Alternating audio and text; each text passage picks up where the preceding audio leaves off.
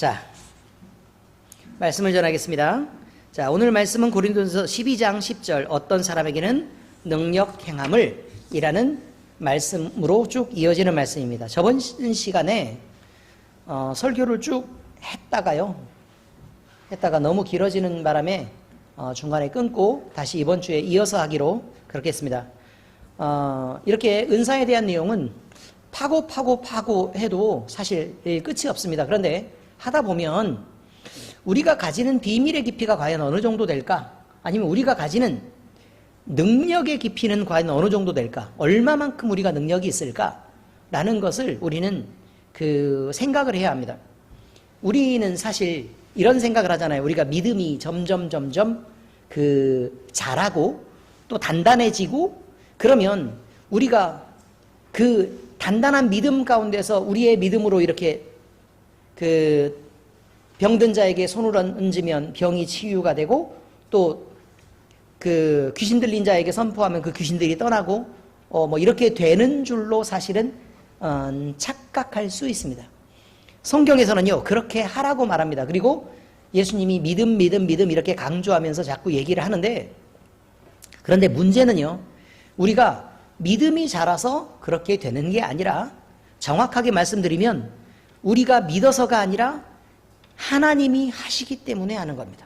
그러니까 하나님이 능력이 있기 때문에 능력이 나타나는 거고, 하나님이 하시기 때문에 역사가 나타나는 것입니다. 그래서 그걸 성령의 능력이라고 표현을 하고 있습니다.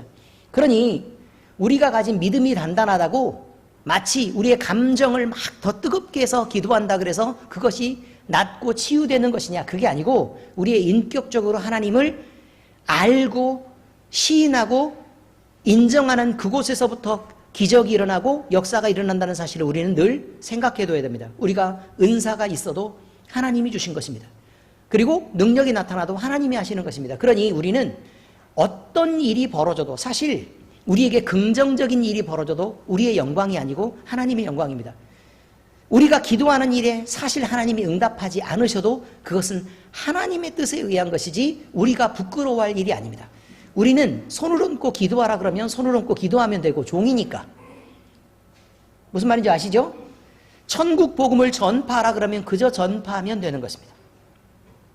우리가 그것을 넘어서 무엇인가를 판단하고 결정할 자격을 우리가 갖고 있다면 그것은 지금 사탄에게 미혹되고 있고 얼마든지 그 다음에 넘어질 위험을 갖고 있다는 의미가 됩니다. 그러니 은사를 사용하시고 또 하나님의 성령으로 일하시는 분들은 더 많이 조심하고 주의하고 경계해야 될 것을 우리는 늘 잊지 말아야 할 것입니다.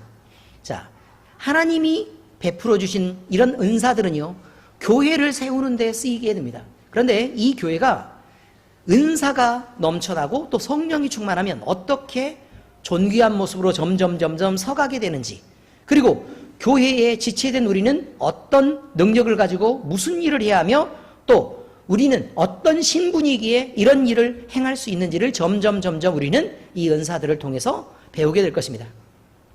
오늘 권능의 은사가 이어지는데 귀신을 쫓아내는 축사를 얘기하는 것입니다. 오늘 그리스도의 몸된 교회인 우리 모두는 이 은사들을 통해 교회를 세우며 덕을 베풀고 또 우리의 머리 대신 예수 그리스도의 이름을 만방에 알리고 또 그 이름의 능력으로 살아갈 수 있기를 예수 그리스도의 이름으로 축원합니다. 저번 시간에 드린 말씀의 요지는 이것이었습니다. 정리를 먼저 하자면 귀신의 정체는 어떤 영이냐? 마귀의 부리는 영이다, 이렇게 얘기했죠. 그래서 사탄, 마귀, 귀신, 악한 영, 첫 뱀, 용이라고 얘기하는 이 모든 것들은 다 귀신과 마귀, 어둠의 세력에 관계되는 영의 무리들을 의미하고 있습니다.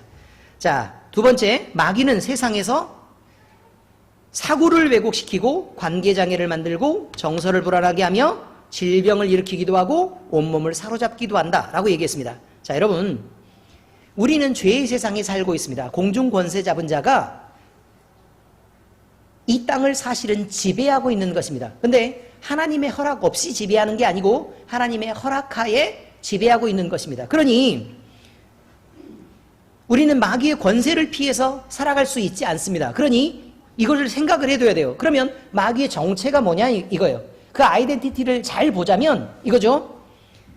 하나님처럼 자기도 경배를 받으려고 하는데 속이지 않고 경배를 받을 방법이 없다는 거예요. 그러니까 마귀의 속성은 속이는 자예요. 거짓의 아비예요.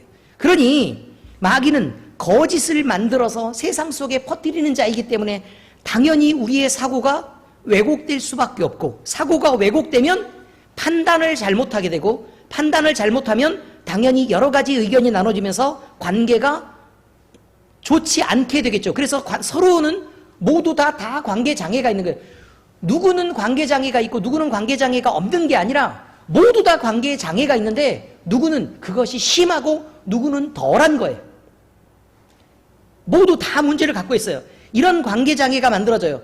그러면 사람들은요, 안정감을 갖는 것보다는 죄의 세상 속에서 늘 불안하고 또 불편한 그 상황 속에서 살아갈 수밖에 없다 이 말이에요. 그리고 뿐만 아니라 우리 몸도 영향을 받아서 갖가지 이 붙잡히는 곳이 생기고, 그래서 질병이 일으켜지고, 그 다음에 때로는 우리의 마음과 정신까지도 빼앗겨서 온몸이 사로잡혀서 귀신의 것이 되어버리기도 하는 것이다. 물론 성도는 그 영혼을 반드시 하나님이 지키신다라는 것을 우리는 잊지 말아야 된다라고 얘기했습니다. 두 번째 이야기했습니다. 세 번째 얘기는 사탄 마귀의 최종 목적이 무엇이냐? 인간의 영혼을 하나님으로부터 분리하여 멸망으로 끌고 들어가서 자기를 섬기게 하는 것입니다. 그러니 그럼 사탄이 섬기라고 하는 것이 무엇이냐? 하나님과 분리된 것입니다. 그러면 공중권세다라고 얘기하면 이 세상으로 내려와서 물질 세계를 지배하고 다스리도록 하나님께 일부의 시간 동안 허락받은 사탄은 우리가 물질 세계에 집착해서 세상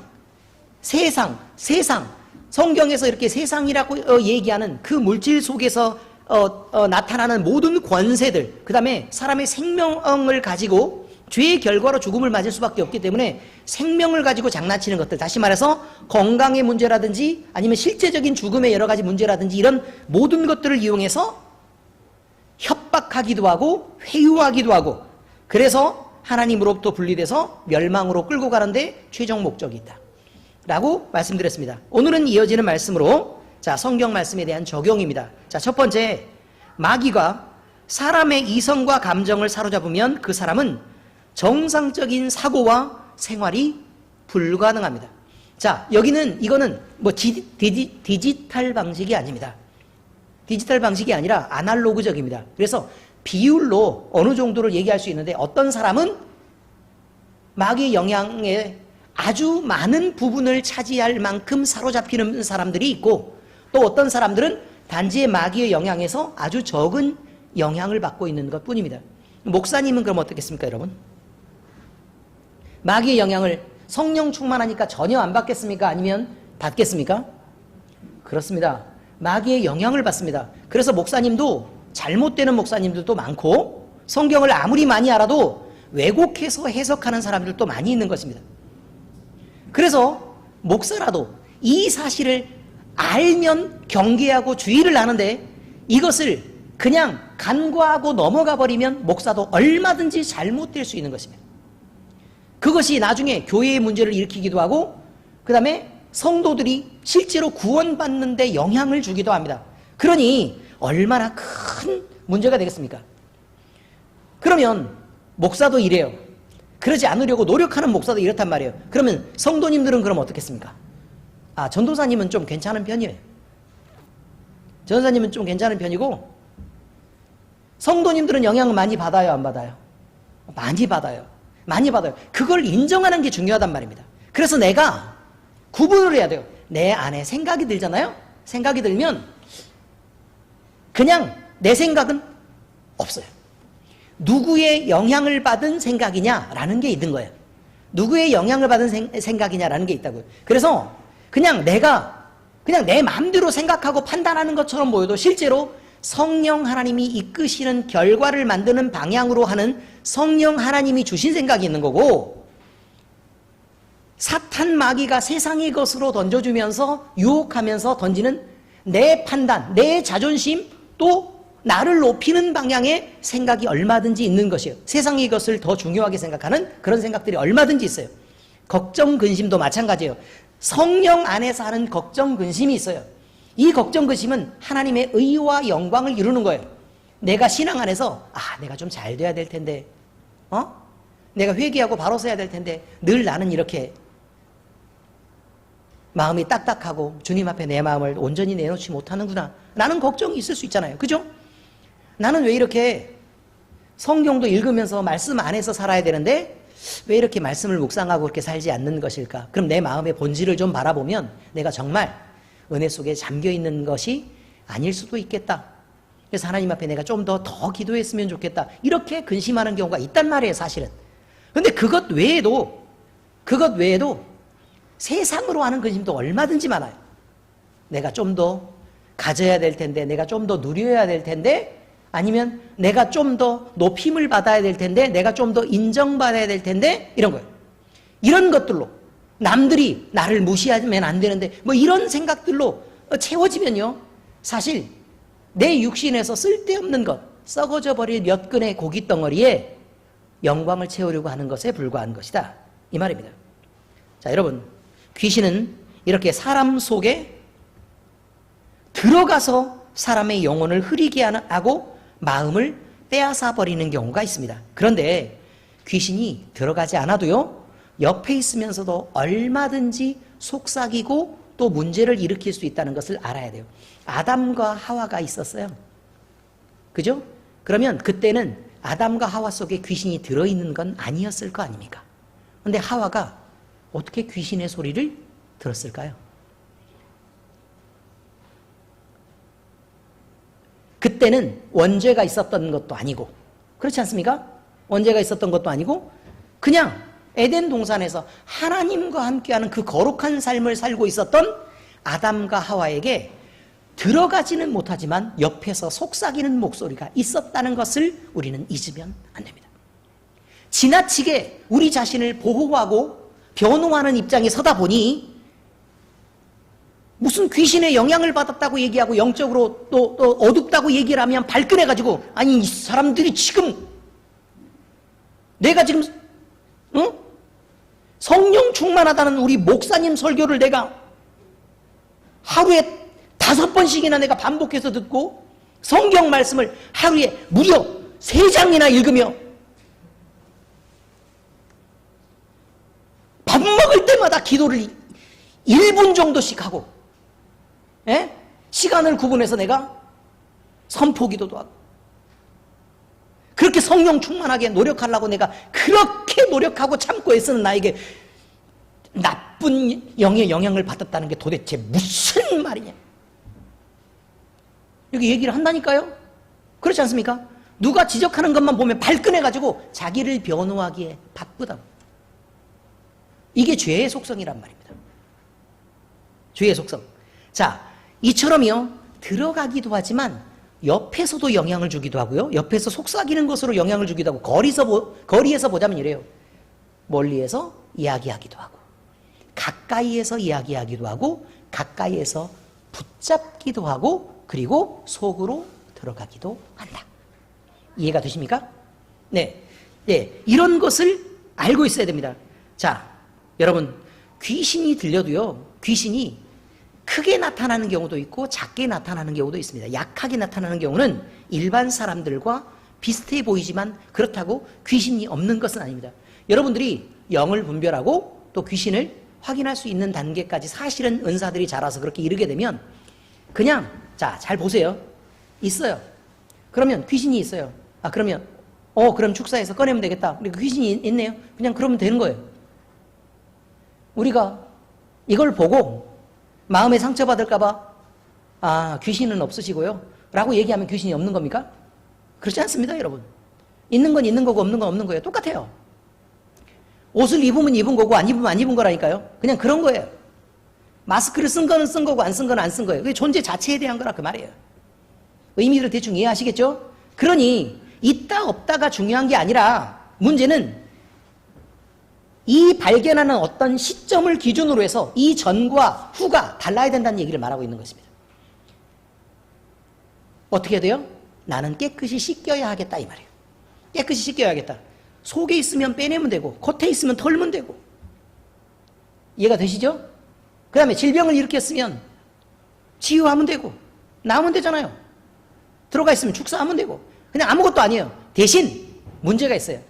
내가 왜 귀신이 우리를 자꾸 간섭하고 무너뜨리려고 할까? 왜 자꾸 다른 사람이 아니라 꼭 나에게 접근할까? 라는 그런 부분에 대해서 우리는 늘 생각을 해야 된단 말입니다. 그게 뭐냐면요. 첫 번째는 소울타이예요. 첫 번째는 뭐라고요? 소울타이. 소울타이는 사실 가계 속에서 흐르는 영적인 흐름들을 의미하기도 하고 그 다음에 관계 속에서 묶여지는 소울타이를 얘기하기도 해요. 예를 들까요? 계속해서 조상을 섬겨오고 제사를 지냈던 사람들이 있어요. 자, 이런 사람들은요, 내가 예수님을 바로 믿었으면 그걸 완벽하게 끊어내셔야 돼요. 그래서 귀신을 섬기던 것들을 완벽하게 차단해야 돼요. 그리고 나서 거기다가 콘크리트 벽 같은 거를 딱 쳐서 못 넘어오게 막아줘야 된다 그 말이에요. 그래야 내가 있으면 내 자식들이 영향을 안 받게 되겠죠. 그럼 이렇게 막아주는 게 뭐냐 이 말이에요. 그러면 그게 바로 뭐냐면 예수 그리스도의 보혈이에요. 의미를 아시겠죠? 예수 그리스도의 보혈로 선포하고 막아주는 거예요. 내가 구분돼서 막아주는 거라 그 말이에요. 그래서 과거로부터 오는 모든 귀신들이나 내가 섬겨왔던 어떤 그 지저분한 영적인 모든 세력들은 우리가 그런 것들을 모두 다 꺼내야 돼요. 꺼내야 되고 그리고 지목하고 떠나보내야 돼요. 알겠어요? 차단해서 떠나보내야 돼요. 이 작업을 먼저 해야 돼요. 우리가 아무리 성령 충만해도요, 그걸 끊지 않으면 귀신들이 어떤 생각을 하고 있는 거냐면 얘는 내 건데 라는 생각을 기본적으로 하고 있어요. 의미를 아시겠죠? 그래서 그 가게에 흐르는 것들을 무시할 수가 없다 그 말이에요. 왜 아브라함에게 하나님은 본토와 친척과 아비의 집을 떠나라고 했을까요? 그거는 데라의 집이 무엇을 섬기는 집이기 때문에요? 우상을 섬기고 그 우상을 만드는 집이었기 때문에 본토와 친척과 아비의 집을 떠나라 라고 얘기하는 말이 뭐하고 똑같은 거냐면 남자가 그 부모를 떠나 아내와 연합하여 둘이 한 몸이 되라 라는 말이나 같은 말이에요. 떠나라는 말이에요. 떠나라. 떠나라는 말은 모든 것을 떠나라고 얘기하는 거예요. 자, 그러면 경제적으로도 떠나야 돼요. 관계의 부분도 사실은 떠나야 돼요. 차단해야 된다 그 말이에요. 그죠? 왜냐하면 이 영적 흐름은 사실 지금까지 흘러왔던 영적 흐름들이 있는데 이것을 그대로 덮어쓰고 갈 수는 없는 거 아닙니까? 그죠? 그러니까 예수 그리스도의 이름으로 단절을 선포하고 이것들을 끊어내버리고 나서 흘러오는 것들을 막아줘야 돼요. 그리고 나서 우리가 성령의 사람인 것을 고백하고 하나님의 소유가 됐다는 것을 고백할 필요가 있어요. 그래서 우리가 이것으로부터 우리가 영적으로 분리가 되고 구분이 되어서 이쪽 부분과 이쪽 부분이 나눠지게 되는 거예요. 하나님의 사람과 그 다음에 세상의 사람 또 마귀의 소유인 사람과 예수 그리스도의 소유인 사람으로 나눠지게 된다 그 말이에요. 자, 이것을 또 어디서 알 수 있느냐? 성경에서요. 애굽에서부터 알 수 있어요. 애굽에 출애굽하는 사건들 아시죠? 출애굽하는 사건에서 10가지의 기적은 우리의 구원을 상징한다는 것은 아시죠? 그렇죠? 우리의 구원의 단계를 상징하는 거예요. 구원의 단계를 상징하는데 그런데요. 10번째 재앙이 있고 나서 이스라엘 백성들은 민족들은 함께 모여서요. 출애굽을 해요. 근데 출애굽을 할 때 뭘 갖고 나오는가냐면 거기에서 모았던 애굽 사람들의 재물을 들고 나와요. 아시겠죠? 재물을 들고 나와요. 재물을 들고 나오는 것도 중요한 의미가 있어요. 재물을 들고 나오고 그 다음에 자기의 모든 가족들을 다 한꺼번에 데리고 출애굽을 한단 말이에요. 근데 출애굽의 목적이 뭐였느냐 이 말이에요. 모세가 바로에게 뭐라고 얘기를 했어요? 내가 광야로 나가서 뭘 하기 위해서 나가는 거다. 예배하기 위해서 나간다. 이렇게 말해요. 그러니 우리가 예배를 위해서 구분되지 않으면 사실은 문제가 있다 그 말이에요. 단지 예수님의 소유로 구분되는 게 아니라 우리가 예배자로서 서기 위해 구분된다는 사실을 잊지 말아야 된단 말이에요. 그리고 근데 그때 예배에 드리는 예물들은 마귀의 세상에서 벌어들인 재물을 갖다가 하나님의 것으로 구분하고 그 재물을 갖다가 드리는 거예요. 의미를 아시겠죠? 네. 그러니까 이런 것들을, 이런 원리들을 기본적으로 모르면 사실 문제가 계속해서 생긴단 말이에요. 그런데 그때에 이제 출애굽을 했으니까 그러면 애굽의 바로가 이스라엘 백성들이 자기의 소유가 아니라는 것을 바로가 인정했느냐 그 말이에요. 인정했어요, 안 했어요? 인정했어요. 처음에 인정했어요. 그런데 그래서 결국은 이 이스라엘 백성들을 몽땅 다 데리고 나가라 라고 해서 쫓아보냈단 말이에요. 문제가 뭐냐면 그 이후에 바로는 어떤 생각을 했을까요? 내가 쟤네들 다 내 소유인데 저것들이 다 나가고 있네? 다시 잡아다가 일시켜야겠다 라고 생각했을까요? 안 했을까요? 했죠. 그 사건이 나와요. 그래서 추적해요. 그리고 도망을 가는데 이스라엘 백성들은 도망갈 수 없는 홍해가 앞쪽을 딱 가로막아버려요. 어떤 의미인지 아시겠죠? 그러니 이것이 무엇을 의미하는 거냐면 이거예요. 우리는 하나님의 것으로 인치심을 받아 예배하는 민족으로 구분되어서 하나님 앞에 잘 살고 싶어서 아무리 노력해도 축사를 하고 노력했는데 귀신이 떠났단 말이에요. 그래서 귀신이 그 소유, 붙잡고 있는 소유에서 우리를 놔줄 수밖에 없었어요. 하나님의 권능과 기적의 역사 때문에 놓을 수밖에 없었다 이 말이에요. 그래서 그때 회복이 됐어요. 그런데 문제는 뭐냐면 놓고 나서 축사가 돼도요, 다시 귀신은 그 자리를 찾아요. 왜 찾을까요? 과거의 기억을 쫓아서요. 과거의 기억을 쫓아서. 의미를 아시겠죠? 그래서 자기의 것이라는 걸 나간 후에도 다시 포기하지 않아요. 포기하지 않고 그래서 다시 쫓아와서 다시 들어가려고 해요. 그게 복음서에 나와요. 귀신을 쫓아냈더니 물 없는 곳으로 쭉 다니다가 다시 자기 집으로 돌아와 봤더니 청소가 되고 그죠? 깨끗해져서 자기보다 더 악한 귀신 7을 데리고 거기에 다시 들어가게 됐다. 이런 얘기가 바로 그런 말이란 말이에요. 온전히 구분되지 않으면 이렇게 다시 당할 수 있는 위치 속으로 우리는 다시 들어갈 수밖에 없다라는 것을 우리는 잊으면 안 된단 말이에요. 그래서 경계해야 돼요. 그럼 그때 우리는 다시 귀신이 우리를 추적하고 또 위험 속에서 우리를 몰아세우고 할 때 우리는 하나님 앞에 기도할 수밖에 없어요. 어떤 상태에서 기도하냐면 희망이라는 아고는 단 하나의 줄기도 없는 곳에서 단지 하나님만 바라볼 수밖에 없는 그런 위치까지 우리를 밀어넣는다 그 말이에요. 그리고 맹렬하게 추적해요. 그리고 그 권세는 대단해요. 애굽의 병거들이 죽이려고 다가오는 것처럼 그렇습니다. 그때 모세가 하나님 앞에 기도를 하죠. 그죠? 그래서 홍해를 하나님이 가르시고 그 길을 지나게 해요. 결국은 우리도 마찬가지예요. 하나님 앞에 끊임없이 우리의 마음을 드리고 하나님을 붙잡지 않으면, 그리고 위기의 순간에 하나님께 도움을 요청하지 않으면 우리가 구원받는 자리에 사실은 온전하게 이르기도 어렵고 예배하는 자리에 가기도 어렵다. 이런 말이에요. 출애굽은 우리의 구원의 사건을 의미하는 거니까 그런 줄 알고 계셔야 된다 이 말이에요. 그걸 놓치는 수가 있어요. 자, 이런 것입니다. 물론 나중에 더 많은 얘기들을 하겠습니다. 자, 이렇게요. 귀신에 의해서 사람들이 사로잡히게 되고 또 영향을 받게 되고 이렇게 됩니다. 그런데 이제 너무 많이 이 세상 속에 이제 사로잡히는 상황들이 사실 생기면 사람들이 볼 때도 정상적으로 생각하지도 않고요. 정상적으로 행동하지도 않아요. 그럼 사람들이 볼 때 너무 이상하게 행동하면 저거 미쳤네? 라고 얘기도 하고 저거 귀신 들린 거 아니야? 라고 얘기하기도 한다 이런 말입니다. 자, 성도는요 말 조심해야 됩니다. 그래서 우리가 요즘 매스컴을 보면요 흔하게 사용하는 말이 미쳤네?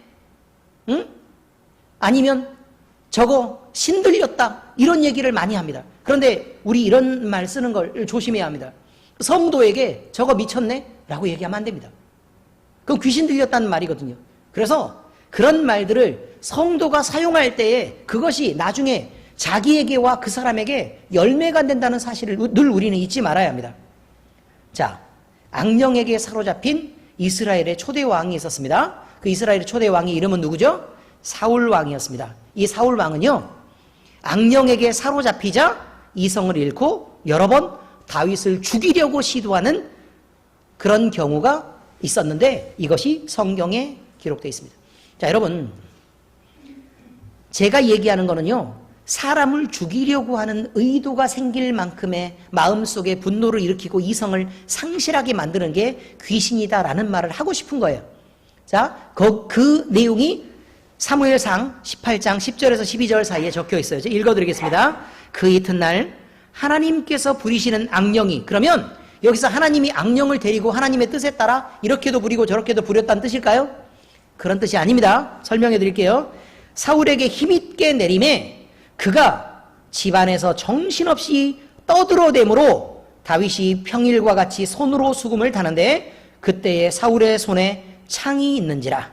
그가 스스로 이르기를 내가 다윗을 벽에 박으리라 하고 사울이 그 창을 던졌으나 다윗이 그의 앞에서 2번 피하였더라. 여호와께서 사울을 떠나 다윗과 함께 계심으로 사울이 그를 두려워한지라. 이렇게 되어 있습니다. 자, 여러분, 살인의 의도, 이것이 보통 사람이 가질 수 있는 마음이냐 그 말이에요. 보통 사람이 가질 수 있는 마음이겠습니까? 살인 전에 내가 저 사람을 죽여야 되겠다라고 얘기하면 사실은 분노가 폭발하는 것입니다. 정확하게 얘기하면 사람이 완충할 수 있는 분노의 게이지를 넘어간 것입니다.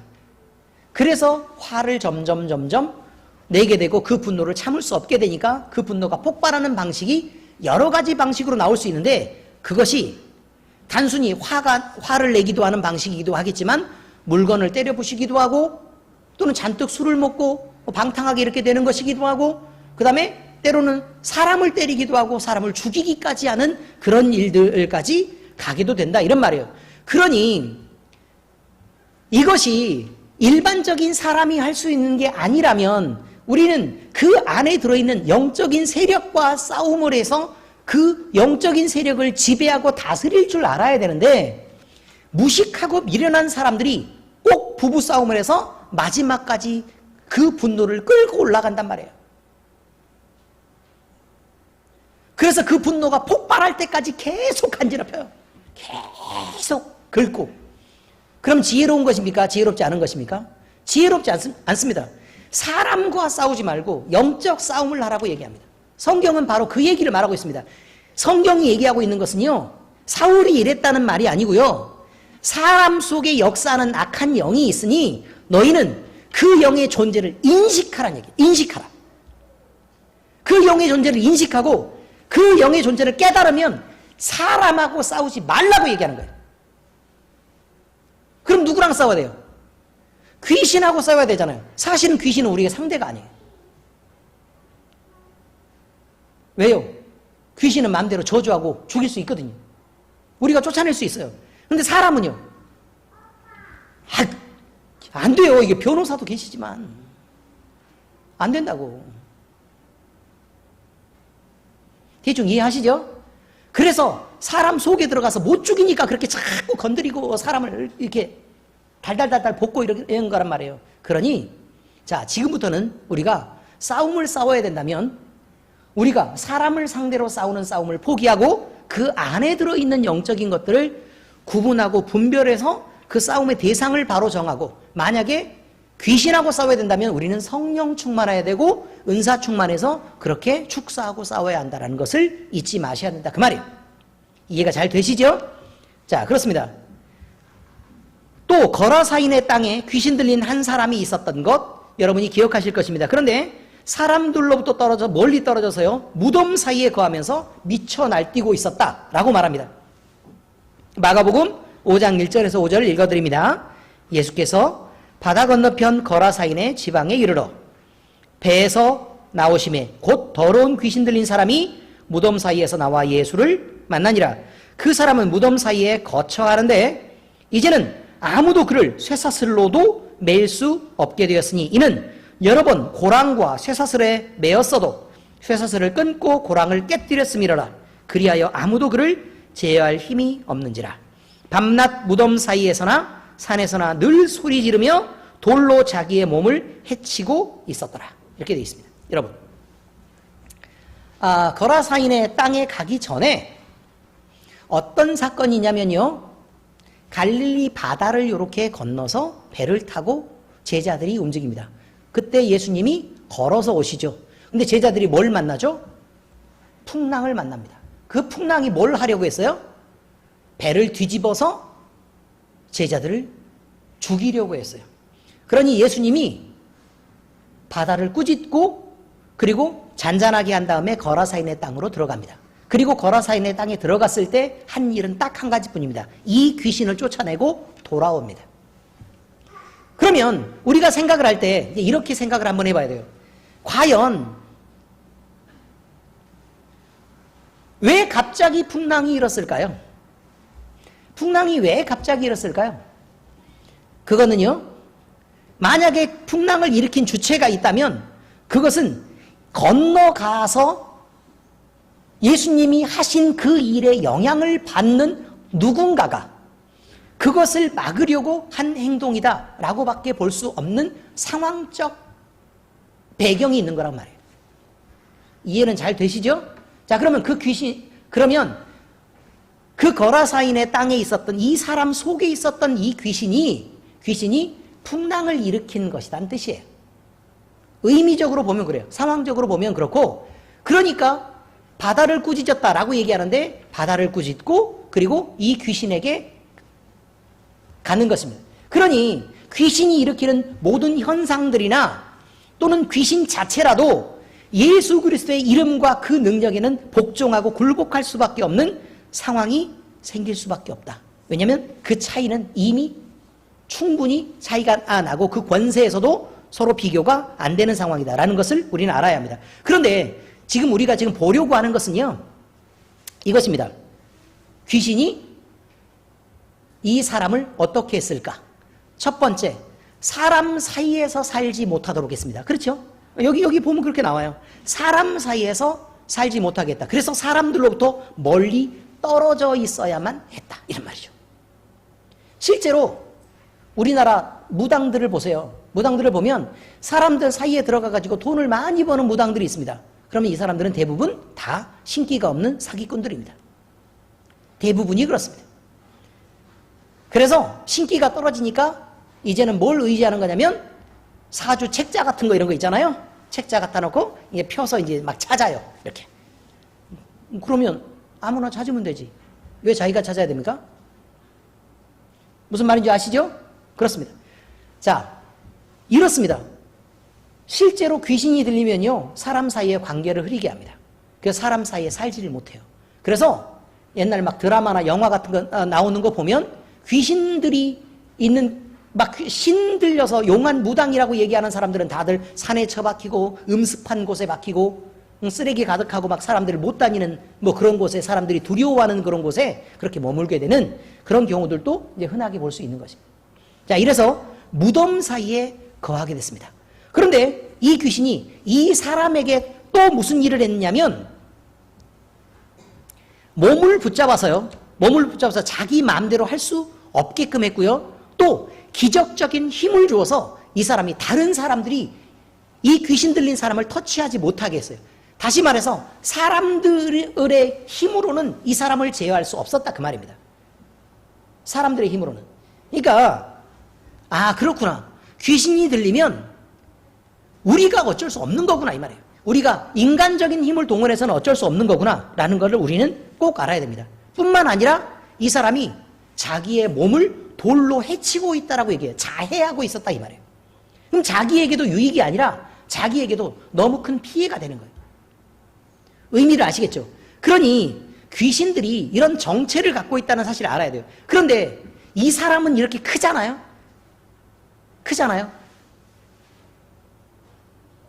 귀신이 적게 드러나는 경우도 있단 말이에요. 귀신이 적게 드러나는 경우도 있어요. 그래서 세상 속에서 살아갈 수 있어요. 그렇지만 이 거라사인의 땅에 살고 있었던 사람에게 나타나는 현상은 컸지만 세상 속에서 살아가는 작게 나타나는, 그러니까 적은 비율로 나타나는 귀신들은 그저 적은 관계 장애를 만들고 더 큰 관계 장애를 만든 차이가 있을 뿐이지 실제로는 사람들 사이에 거하지 못하게 하는 역할을 하는 그런 일을 해요. 그래서 사람 사이에서 이야기를 이렇게 하다 보면 이상하게 말이 하나도 안 통해요. 대화를 하다 보면 자기 말만 계속하고 도대체 내가 무슨 말을 하는데 내 말을 들으려고 하지도 않고요. 잘 들었다고 얘기하는데 자기 말만 반복해요. 이게 귀신 들린 사람의 특징입니다. 뿐만 아니에요. 자기는 자기를 위한다고 얘기하는데요. 계속해서 자기를 공격해요. 그래서 계속해서 몸에도 문제가 생기고 그 다음에 가정 경제에도 문제가 생기고요. 그 다음에 여러 가지 자녀의 관계에서도 계속해서 문제를 일으키는 그런 일들을 사실 귀신이 한단 말이에요. 제자들을 둘씩 파송합니다. 예수님께서. 그리고 그 집에 들어가면 뭐 하라 그래요? 화평을 전하라 그러죠? 그렇죠? 자, 이렇게 전해진 화평은 우리가 세상 속에서 만난 적이 없는 화평이란 말입니다. 귀신이 없고 또 하나님께만 있는 그 놀라운 화평이 우리 속에 전해질 때 우리 마음속에 평강이 있고 하나님을 바라볼 수 있는 기본이 생깁니다. 마음속에 이렇게 손을 얹어보세요. 가슴에 손을 얹어보세요. 가슴에 손 얹으라 그랬더니 여기 한가운데 이렇게 한가운데 이렇게 딱 보고 손을 딱 얹으면 자, 이 마음속에 우리 예수님이 계시다 이 말이에요. 그렇죠? 그러니 우리가 흔들릴 때에 늘 가슴에 손을 얹어야 돼요. 화가 나요? 손을 얹어야 돼요. 영적 싸움이 있는 것 같으세요? 손을 얹어야 돼요. 내가 다른 사람에게 너무 심한 공격을 받고 있는 것처럼 보이세요? 그러면 그 사람을 향해서 내가 방어막을 칠 것이 아니라 가슴에 손을 얹어야 된다고요. 그래서 여기서부터 우리는 해결의 실마리를 찾아야 돼요. 예수님을 붙잡는 것으로부터 해결의 실마리를 찾고 또 여기서부터 터져 나오는 은혜와 능력으로 사실은 이 싸움을 기적적으로 해결해야 돼요. 하나님 편에 그 싸움을 맡겨야 된다 이 말이에요. 우리가 해결할 수 있는 것들이 아니라 이 말입니다. 자, 이처럼 귀신은 사람 속에 들어가면요 사람의 영혼을 흐리게 하고 또 정신도 잘못되게 하고 이성도 마비시키고 잘못된 판단도 하게 합니다. 마음을 그래서 그렇게 빼앗아 가버립니다. 그리고 자기가 옳은 줄 알아요. 또 다른 방법도 있는데 귀신이 그 사람 옆에 붙어서요 조종하고 사람을 망가지게도 합니다. 이스라엘 통일왕국의 대왕으로 군림했던 지혜의 왕이 있어요. 그 사람의 이름이 누굴까요? 네, 솔로몬 왕이 있습니다. 자, 솔로몬 왕은요 하나님의 선택받은 왕이었습니다. 그래서 대제국의 마지막 왕이죠. 자, 이래서 지혜의 왕으로 군림했던 솔로몬은 하나님을 생각하는 지혜의 글을 쓸 만큼, 지혜 잠언 이걸 쓸 만큼 대단히 지혜로웠습니다. 그런데도 불구하고요 그는 경계를 풀고 어떻게 망가졌는지에 대해 성경이 기록하고 있습니다. 자, 열왕기상 11장 4절 8절 4절에서 8절까지입니다. 함께 읽어보실까요? 시작. 솔로몬의 나이가 많을 때에 그의 여인들이 그의 마음을 돌려 다른 신들을 따르게 하였으므로 왕의 마음이 그의 아버지 다윗의 마음과 같지 아니하여 그의 하나님 여호와 앞에 온전하지 못하였으니 이는 시돈 사람의 여신 아스다롯을 따르고 암몬 사람의 가증한 밀곰을 따름이라. 솔로몬이 여호와의 눈앞에서 악을 행하여 그의 아버지 다윗이 여호와를 온전히 따름같이 따르지 아니하고 모압의 가증한 금오스를 위하여 예루살렘 앞 산에 산당을 지었고 또 암몬 자손의 가증한 몰록을 위하여 그와 같이 하였으며 그가 또 그의 이방 여인들을 위하여 다 그와 같이 한지라. 그들이 자기의 신들에게 분향하며 제사하였더라. 이렇게 됩니다. 여러분, 솔로몬이 어린 나이에 왕이 되었습니다. 그래서 솔로몬은 하나님 앞에 지혜를 구했습니다. 이 큰 민족을 내가 어떻게 다스릴 수 있겠습니까? 하나님이 지혜를 주셔야 다스릴 수 있겠습니다. 그러니 저에게 세상에 있는 권세나 돈이나 아니면 힘보다 하나님의 지혜를 주십시오. 그래서 하나님이 그래 네가 참 구해야 될 것 중 가장 좋은 것을 구했으므로 내가 이 나머지 것도 너에게 더하겠다. 이렇게 된 것입니다. 그래서 솔로몬은 세상에 없는 황금 제국의 왕이 되었습니다. 그런데 문제는 솔로몬이 시간이 점점 지나갈 때 왕으로서 세상에 소문이 잔뜩 퍼지는 거예요. 지혜의 왕, 또 황금 제국의 대왕으로 퍼진 것입니다. 그러니 수많은 사람들이 솔로몬을 경배하려고 찾아오고 많은 예물을 준비해서 그에게 예물을 바쳤습니다. 스스로 속국이 되었습니다. 그리고 여왕들은 찾아와서 솔로몬의 알려지기론 그의 부인이 되는 것을 주저하지 않았습니다. 그래서요, 에디오피아 왕 있잖아요. 그 여왕도 사실은 솔로몬의 그 첩인데 왕의 신분이니까 그냥 돌아가서 그냥 왕을 한 것이지, 그렇게 되었다라는 그 내용들이 전해지기도 합니다. 여러분, 솔로몬이요, 자기가 가진 모든 권세를 동원해서 부인을 얻었습니다. 가진 모든 정치적 세력을 이용해서 부인을 늘렸습니다. 그리고 정치적으로 하나님이 주신 안정이 있는데도 불구하고 세상 사람들의 지혜를 동원해서 여러 가지 혼인관계를 맺음으로 자기의 모든 세력을 안정시키려고 했었습니다. 그가 지키려고 했던 것이 나라였습니다. 그런데 그가 지키려고 했던 그 나라는 반으로 쪼개졌고 그의 자손들은 그렇게 솔로몬 때문에 멸망하게 됩니다. 여러분, 하나님이 감동을 주시고 왕으로 세웠던 지혜의 왕 솔로몬이라도 그가 지혜가 어느 정도 됐을까 이 말이에요. 세상에 없던 지혜라고 말합니다. 그러니 우리 같은 사람하고는 비교도 안 될 만큼 똑똑하고 지혜로웠다는 뜻이겠죠.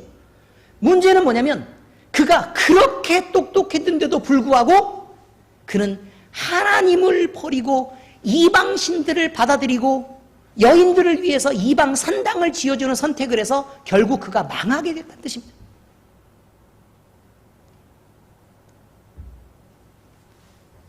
결국 완전한 것은 없습니다. 이 세상에서 완전하다고 생각하는 것은 없습니다. 그런데 우리는 왜 이렇게 완전합니까? 다른 사람이 혹시나 나를 지적할 때에도 나는 왜 이렇게 완전하며, 혹시 하나님이 말씀으로 나를 가르치시려고 할 때도 왜 이렇게 기분이 나빠요? 스스로 자기를 낮추고 회개하고 돌이켜서 하나님 앞에 바로 서면 그것이 지혜로운 것입니다. 그러니 마음을 잘 체크해서 귀신의 유혹에 넘어가지 않도록 주의해야 합니다. 정리하겠습니다. 귀신은요, 인간의 육체와 혼을 통해 침입하고 그 영에까지 침투하게 되는 것입니다. 처음에는 사람이 영적으로 무지하거나 나태하고 방심하여 틈을 보일 때 그 틈을 타고 귀신이 공격하고 유혹하고 일시적으로 그 영향을 받는 것입니다. 에베소서 4장 27절, 그래서 마귀에게 틈을 주지 말라고 얘기하는 것입니다. 그 틈을 타고 들어가는 거니까요. 요한복음 13장 2절, 마귀가 벌써 시몬의 아들 가룟유다의 마음에 예수를 팔려는 생각을 넣었더라. 어디를 통해서요? 틈을 통해서 넣었다. 이렇게 얘기하고 있습니다. 자, 마귀가 이렇게 틈을 탔어요. 그럼 사람은 마음의 평안을 잃고 이제 점점 불안해집니다. 의심이 생깁니다. 초조합니다. 그 다음에 그 속에 미워하는 마음도 생기고 증오하는 마음도 생기고 시기하고 질투합니다. 그리고 육신이 중심이 된 생각으로 점점 변해가서요, 음란한 생각을 가지게 되고 육신의 혈기를 나타내고 분노하고, 그것이 채워지지 않을 때 낙심하고, 그리고 그것이 채워지지 않을까봐, 끝날까봐 두려워합니다. 그리고 거짓을 말하는 충동을 점점 느끼게 되고 거짓에 빠져들고 싶고 사기를 쳐서라도 뭔가 자기가 원하는 것을 이루고 싶은 대로 점점 빠져갑니다. 그리고 탐욕이 생겨서 그 자신을 지배하게 만들어버리기도 합니다. 자, 이렇게 육신의 생각이 몸으로 침투할 수 있습니다. 이것을 마음으로 수용하고 그것을 타협해버리면 귀신이 그 생각을 따라 그 마음속으로 들어가게 되는 것입니다. 그러면 이 사람은 결국 자기를 높여 교만하게 되고 합리적인 대화로는 타협이 되지 않는 고집을 피우게 되는 그런 경우가 대단히 많이 있습니다. 성경에서는 이 많은 내용들을 영적인 것이라고 말합니다. 상대를 무시합니다. 늘 자신만 옳은 사람이 되어서 살며 이런 대화가 불가능한 고집은 이미 생각 속에 귀신이 침투했기 때문에 그 결과로 나타나는 경우가 많습니다. 이것이 바로 대제사장들과 사두개인, 바로 바리새인들이 가졌던 예수님을 공격했던 사고입니다. 이런 시간이 점점 길어지면요, 그 사람은 내가 유혹을 받고 있다, 아니면 마귀의 시험을 받고 있다, 아니면 마귀가 나를 흔들고 있다는 생각을 처음에는 눈치를 채는데요, 계속 되다 보면 그 생각이 지워집니다. 그리고 그것이 나인 줄 압니다. 마귀와 하나가 됩니다. 그래서요, 이런 단계를 뭐라고 얘기하냐면 마귀에게 사로잡히게 된다, 이렇게 말합니다. 마귀에게 눌려 사로잡힌 사람은 정신적으로 육체적으로도 질병이 나타나게 되며 자기 자신의 의지를 벗어나서요, 귀신의 생각대로 움직이는 것이 당연해집니다. 사도행전 10장 38절 보시면 이렇게 되어 있습니다. 하나님이 나사렛 예수에게 성령과 능력을 기름 붓하였음에 그가 두루다니며 선한 일을 행하시고 마귀에게 눌린 모든 사람을 고치셨으니 이는 하나님이 함께 하셨습니다. 보세요. 마귀에게 눌린 사람이 있다니까요. 그리고 예수님은 그것을 치유하려고 하신다니까요. 이해가 잘 되시죠? 자, 이렇게 침투한 귀신이 있습니다. 육체와 정신을 넘어서요, 결국 육체와 정신을 온전히 사로잡아 버리게 되면 그의 영혼까지도 자유롭지 않습니다. 그래서 영혼까지 사로잡으면 귀신 들렸다라고 말합니다. 자, 마태복음 4장 24절에 그의 소문이 온 수리아에 퍼진지라 사람들이 모든 앓는 자, 곧 각종 병에 걸려서 고통하는 자, 귀신 들린 자, 간질하는 자, 중풍병자들을 데려오니 그들을 고치시더라. 자, 이렇게 병든 자도 있지만 귀신 들린 자도 있다는 것을 우리는 알고 있어야 됩니다. 그냥 성경에서 귀신 들렸어 라고 얘기하면 도대체 무슨 얘기를 하는 거야 라고 얘기한다니까요. 교회에서 귀신 들렸다 이렇게 얘기를 하면, 귀신 들렸다라고 얘기하면 그냥 사람들이 막 이상한 얘기를 하는 것처럼 그냥 이단처럼 얘기하는데 성경이 이렇게 나와 있다는 얘기를 말하고 있는 거예요. 또 마태복음 8장 6절입니다. 저물매 사람들이 귀신 들린 자를 많이 데리고 예수께 오거늘. 그럼 귀신 들린 자가 적다고요? 많다고요? 많다는 얘기예요. 어쩌다 한 명 있는 게 귀신 들린 게 아니고요, 귀신 들린 자가 많아요. 근데 문제는 뭐냐면 귀신 들린 자가 많은데 왜 적다라고 사람들이 계속 얘기를 할까요? 귀신 들린 자들이 공격을 받지 않으면 귀신이 나가지 않아도 되는 상황이 만들어지기 때문에 그러는 거예요. 다시 말해서 교회 안에서도 사실은 귀신 들린 자가 있으면 그냥 귀신 축사하고 그냥 깨끗하게 만들어서 예배자로 세우면 될 거 아닙니까? 그런데 귀신 들린 사람이 귀신 안 들렸다고 얘기를 하면 귀신 안 나가도 되잖아요. 그래서 그렇게 귀신이 거짓말하는 거라 그 말이에요. 이해가 되시죠? 축사는 간단한 거예요. 그냥 더럽게 오물이 묻어 있으면 깨끗하게 비누 칠해가지고 그냥 손 깨끗이 씻으면 되는 거랑 똑같은 개념이란 말이에요. 이 사람이 인격이 잘못됐다거나 아니면 사람에게 문제가 있다고 얘기하는 게 아니고 그냥 더러운 오물이 묻었다라는 말과 그냥 더러운 영적인 세력이 네 몸에 그냥 이렇게 간섭하고 괴롭히고 있으니까 이거 털자라고 얘기하는 거랑 똑같은 말이라 그 말이에요. 그러니 지나치게 귀신의 편을 들지 말라고. 예수께서 말씀으로 귀신들을 쫓아내고 병든 자들을 다 고치셨다 이렇게 말합니다. 귀신은 예수님이 하신 일이란 말이에요. 귀신 쫓아내는 거예요. 자, 마태복음 8장 28절 또 예수께서 건너편 가다라 지방 가심에 귀신 들린 자 둘이 무덤 사이에서 나와 예수를 만나니 그들은 몹시 사나워 아무도 그 길로 지나갈 수 없을 지경이더라. 사람은요 귀신의 공격을 받아요. 예수님은요 그를 다스릴 수 있어요. 교회는요 그래서 예수님의 능력으로 그를 다스릴 수 있게 된다 그 말이에요. 귀신 들린 상태를 넘어서요 귀신에 완전히 사로잡히게 되는 사람도 있습니다. 그러면요 자신의 생각이 또는 자신의 의지가 완전히 굴복해버리는 상태가 됩니다. 그래서 분리가 안 돼요. 사실 이성으로부터 분리가 안 돼요. 내 생각과 귀신의 생각이 맞아요. 그리고 때로 귀신에게 자기를 맡기고 지배해 주기를 원하는 사람이 되기도 해요. 무슨 말이냐면 귀신이 없으면 불안하고 외로워요. 그런 감정을 느끼는 사람들이 있단 말이에요. 그래서 귀신을 받아들여서 내 속에 귀신이 들어와서 채워주기를 그렇게 바라는 사람이 있어요. 누가복음 13장 16절. 그러면 18해 동안 사탄에게 매임받은 이 아브라함의 딸을 안식일에 이 매임에서 푸는 것이 합당하지 아니하냐. 완전히 사로잡혀 있었던 18해 동안 사탄에게 매임받은 이 여종에 대해서 지금 얘기하고 있는 것입니다. 여러분, 우리가 그것을 푸는 게 합당하지 않습니까? 그 매임에서 풀어주는 게 합당하지 않냐 이 말이에요. 많은 사람들은 이 사람에게서 귀신 나가면 그의 주인들이 경제적으로 손해를 볼 거 아니냐 라고 생각해서 늘 돈 생각해서 계산해가지고 그러면 화낼만 하네 이렇게 생각하는데, 여러분 그 입장은 귀신에게, 예수님의 마음은 귀신에게 사로잡힌 그 영혼에 있어요. 이것을 이용해서 돈 벌어먹는 사람들에게 있는 게 아니라 사로잡힌 그 영혼에 있단 말이에요. 우리가 거기에서 긍휼함을 잃어버릴 때는 사실 우리는 예수님의 마음을 품었다고 말할 수 있는 그리스도인도 아니라 그 말입니다. 겨우 첫 번째 얘기를 했네요. 두 번째입니다. 성도는 자기 자신을 무장해서 이제 영적 싸움을 싸워야 한다 이 말입니다. 성경의 표현대로라면, 그리고 오늘 우리가 부른 찬송에 의해서라면 성도는 영적 싸움을 하는 군사다 이렇게 표현되어 있습니다. 군사는요, 변하지 않는 충성심을 가져야 합니다. 이게 가장 중요한 것입니다. 좀 자기가 싸움을 못해도요, 배신을 안 해야 됩니다. 그렇지 않습니까? 배신하는 군사가 아무리 싸움 잘하면 뭐예요? 배신하면 아무 소용이 없는 거죠. 아군과 적군 사이에서요, 마음이 흔들리는 군사가 있다면 이런 군사는 전쟁에서 전혀 필요하지 않습니다. 우리가 지켜야 될 깃발은 예수 그리스도의 이름입니다.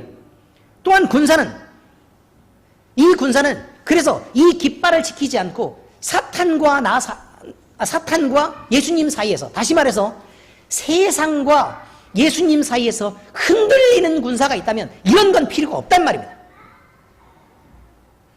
세상 속에 소원을 두고, 세상 속에 소망을 두고, 세상 속에 희망을 두고, 세상을 얻으려고 하고 세상을 통해서 보상받으려고 하는 생각을 가진 사람이 어떻게 그리스도의 군사가 되겠습니까? 말이 안 되는 거죠. 그러니 잘 생각해야 합니다. 세상은 누구의 것이냐 이게. 또 군사가 가질 두 번째에도 있습니다. 군사는 강한 힘과 뛰어난 기술로 무장을 해야 합니다. 전쟁을 해야 되니까요. 싸우긴 싸워야 될 거 아닙니까? 그죠? 강한 힘은 성령의 능력을 말하고, 뛰어난 기술은 교회에 주신 다양한 은사를 말하고 있습니다. 여러분, 성령 충만해도 은사가 없으면 일할 수 없습니다. 여러분, 무슨 말인지 아시겠습니까? 은사를 갖고는 있는데 성령 충만하지 않은 사람도 일할 수 없습니다. 그러므로 우리는 군사가 강한 힘과 뛰어난 기술을 가져야 되는 것처럼 우리는 성령의 능력으로 강건하여지고 은사를 잘 활용할 수 있도록 우리가 훈련되어져야 된다라는 것은 당연히 우리가 알아야 되는 내용입니다. 그리고 그렇게 군사는 뛰어난 충성심을 갖고, 그리고 강력한 힘과 뛰어난 기술로 무장한 다음 늘 경계하고 곧 있을 전쟁, 그리고 지금 현재 있는 전쟁을 준비하고 또 싸워내야 합니다. 경계와 준비는 무엇이냐? 경계한다 라는 말은 기도하고 깨어있어라 라는 말이고, 준비한다는 말은 주님과 함께 동행하고 그의 손을 잡는다는 것입니다. 늘 기도하면서 영적 싸움을 위해서 긴장해야 합니다. 우리가 살아가는 이 세상이 영적 싸움이라는 걸 모르고 살아가고 그걸 잊고 살아가는 사람은 영적 싸움을 싸우려고 하는 뛰어난 군사가 아닙니다. 긴장하고 예수님과 동행해야 합니다. 그리고 힘을 모아야 합니다. 흩어진 군대는 힘을 낼 수 없기 때문에 그렇습니다. 교회와 성도의 교통은 그러므로 말할 수 없이 중요한 것입니다.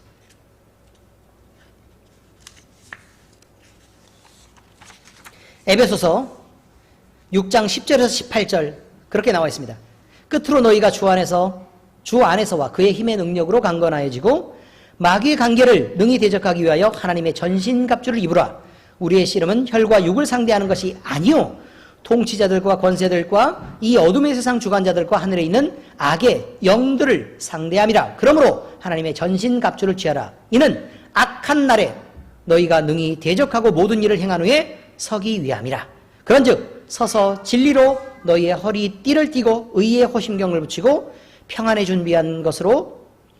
복음이 준비한 것으로 신을 신고 모든 것 위에 믿음의 방패를 가지고 이로써 능히 악한 자의 모든 불화살을 소멸하고 구원의 투구와 성령의 검 곧 하나님의 말씀을 가지라. 모든 기도와 간구를 하되 항상 성령 안에서 기도하고 이를 위하여 깨어 구하기를 항상 힘쓰며 여러 성도를 위하여 구하라. 보세요. 여러 성도를 위하여 구하라. 우리는 교회로서 함께 연합해야 합니다. 그리고 기도와 간구해야 합니다. 그래서 우리는 늘 경계하고 깨어 있어야 된다라는 것입니다. 우리가 이것을 잊을 때 군사로서의 가치가 없어집니다. 자, 이제 세 번째입니다.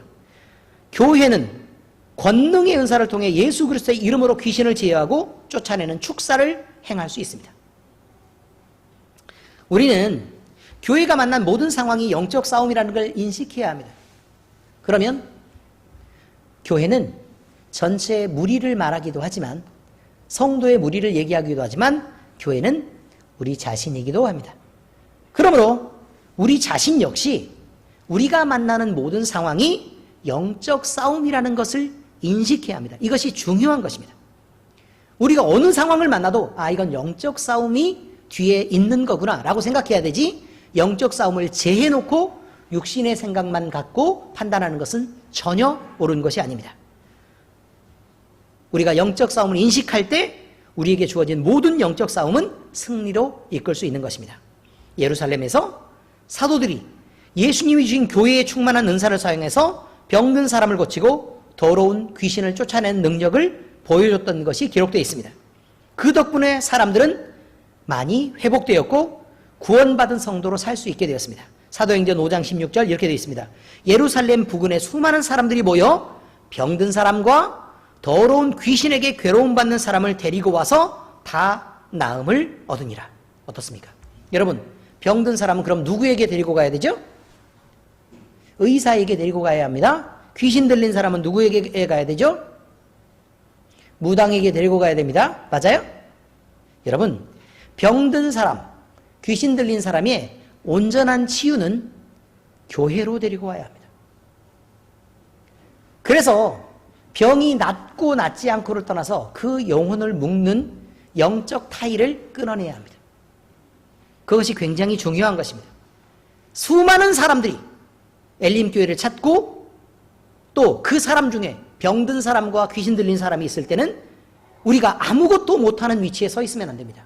은사 충만하고 성령 충만해서 우리가 반드시 그 회복의 일을 해내야 합니다. 그리고 다 나음을 얻으니라 라는 일을 우리 교회가 해야 되는 일이라 이 말입니다. 사마리아 성에서요, 빌립의 사역도 마찬가지였습니다. 그는 많은 사람에게 붙었던 귀신들을 축사하는 일과 병자를 치료하는 일을 했습니다. 그리고 그리스도의 몸된 교회의 능력을 베풀었습니다. 자, 사도행전 8장 7절 보니까요, 많은 사람에게 붙었던 더러운 귀신들이 크게 소리 지르며 나가고 또 많은 중풍병자와 못 걷는 사람이 나으니 이렇게 되어 있습니다. 빌립의 사역 중에 이게 있었다고요. 보세요, 여러분.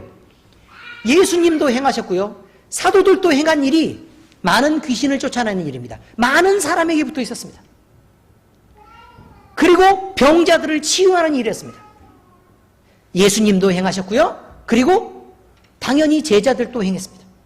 그러면 그리스도인인 우리는요, 당연히 많은 사람에게 붙었던 귀신을 쫓아내야 하고 병자들을 치료하는 일을 우리가 해야 하는 것입니다.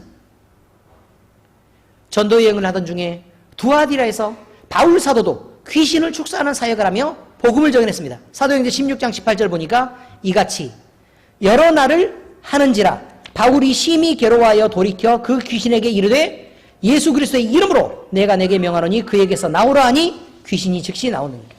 떠들던 귀신을 즉시 쫓아내버렸다, 이런 말입니다. 여러분, 우리는 껍데기만 보면 이 세상을 잠깐 살다 소멸되는 사람처럼 보입니다. 그러나 우리는 그저 이 세상에 왔다가 그저 가는 평범한 사람들이 아닙니다. 우리는 그리스도이신 예수님의 이름을 힘입어서 그 은혜로 구원함을 받은 사람들이고, 성령이 우리 안에 오셔서 내재하는 능력을 베푸는 교회로 지체로서 병자를 치유해야 되는 사명을 받았고, 또 귀신을 축사하는 일을 하도록 특별한 존재로 부름을 받았습니다. 우리가 아니면 이 세상에서 구원을 전할 사람이 누가 있겠습니까? 우리가 아니면 이 병든 세상에서 치유의 능력을 행하고 귀신을 쫓아내는 그런 회복을 전할 사람이 누가 있겠습니까? 우리가 아니면 억눌리고 고통받는 사람은 과연 어떻게 되어야 됩니까? 버림받아야 되겠습니까? 고통 속에서 괴로움을 벗어날 길이 없어 결국 멸망하고 말게 그냥 두어야 되겠습니까? 여러분, 이들의 고통을 외면해서는 안 됩니다. 이들의 아픔들을 그냥 지나가는 것처럼 우리가 소외해서는 안 됩니다. 우리 교회는 예수 그리스도가 머리가 된 교회의 권세를 가지고 우리가 아니면 안 되는 이 일, 반드시 우리 교회가 아니면 안 되는 이 일은 반드시 우리가 행해야 될 것입니다. 그러기 위해 성령 충만하시기를 예수 그리스도의 이름으로 축원합니다. 그리고 은사 충만해지시기를 예수 그리스도의 이름으로 축원합니다. 그리고 우리 모두가 단 하나의 교회로 뭉쳐서 그리스도의 훌륭한 군사로 바로 서주시기를 예수 그리스도의 이름으로 축원합니다. 오늘 이 말씀을 듣고 마음에 작정하고 내가 성령 하나님의 능력으로 바로 서서 반드시 은사 받아야 되겠다. 그리고 그 은사가 뜨거워져서 반드시 이 회복을 세상에 전해야 되겠다라고 각오하는 시간들 모두 되시기를 예수 그리스도의 이름으로 축원합니다. 기도하시겠습니다. 살아계신 하나님 아버지, 죄의 권세 아래 묶여 마귀를 섬기고 벗어날 수 없는 사망의 권세 아래서 고통받았던 우리를 구원해 주셨고, 또 넓은 주의 품속에서 마음껏 뛰놀고 달릴 자유, 또 일할 자유를 허락해 주신 예수님의 은혜에 감사를 드립니다. 우리를 불러 거룩한 교회로 삼으시고 서로 힘을 합하고 돕는 교회의 지체로 자기 역할들을 하게 하시며 하나이신 성령으로 감동하고 이끄셔서 하나님의 거룩한 한 뜻을 섬기는 일을 하도록 역사하시는 은혜에 감사를 드립니다. 부족한 우리에게 은사를 주셔서 하나님의 일을 감당하게 하시고 우리에게 없던 능력을 더하심으로 예수님이 베푸신 치유와 축사를 행하시도록 하시니 우리 안에 예수 그리스도를 나타내신 일을 인하여 영광을 올려드립니다. 이제 예수님을 만나고 보는 사람들이 예수님 안에 하나님을 보았던 것처럼 그리스도인인 우리를 보는 많은 사람들이 우리 안에 계신 예수님을 보는 영광이 있게 하시고, 하나님 안에 속한 예수님처럼 우리도 예수님 안에 속한 교회가 되어 우리가 만나는 온 세상에 천국 복음을 전하며 죽어가는 영혼에게 구원을 선포하게 하시옵소서. 성령의 은사를 받아 주의 일을 할 때 우리의 기도가 더욱 능력 있게 하시며 치유와 축사가 활발히 일어나도록 권능을 주시옵소서. 우리가 늘 겸손한 마음으로 주님을 의지하게 하시며 주님의 영광을 위해 우리 자신을 내어드리고 헌신하게 하시옵소서. 우리가 단지 육신에 속한 자가 아니라 우리가 영에 속한 영적 군사임을 늘 잊지 않도록 하시옵소서. 이 모든 말씀 교회의 머리가 되시는 우리 주님 예수 그리스도의 이름으로 감사하며 기도합니다. 아멘.